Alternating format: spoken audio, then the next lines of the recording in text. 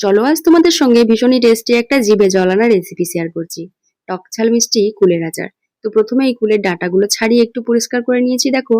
তারপরে কুলটাকে কিন্তু নিয়ে ভালো করে ধুয়ে নেবো, 2 থেকে 3 বার জল পাল্টে পাল্টে ধুয়ে নিচ্ছি।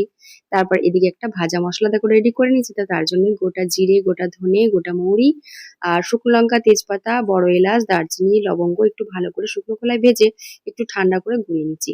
তারপর একটা কড়াইয়ের মধ্যে সর্ষের তেল দিয়ে কিছুটা থেতো করে রাখা এলাচ আর একটা দারচিনি দিয়ে ভালো করে দেখো ভেজে নিয়ে ধুয়ে রাখা কুলগুলোকে দিয়ে দিলাম। তারপর কুলগুলোকে দিয়ে একটু ভালো করে ভেজে নিতে হবে। তারপর কিছুটা জলের মধ্যে 4 থেকে 5 চামচের মতো গুড় দিয়ে ভালো করে জলটাকে ফুটিয়ে সেই ভেজে রাখা কুলের মধ্যে ছেঁকে দিয়ে দিলাম। তারপরে ভালোভাবে কুলটাকে সেদ্ধ করে নিয়ে স্বাদ মতো নুন, বিট নুন, কাশ্মীরি লঙ্কা গুঁড়ো আর কিছুটা দিয়ে দিলাম ভেজে রাখা সেই মশলা। ভালো করে নাড়াচাড়া করে নিয়ে সবশেষে আমি একটু তেঁতুল গুলা জল দিয়ে দিলাম। আরো কিছুক্ষণ নাড়াচাড়া করে নিলেই কিন্তু আমাদের কুলের আচার একদম রেডি। তো তোমাদের কেমন লাগলো কমেন্টস করে জানিও।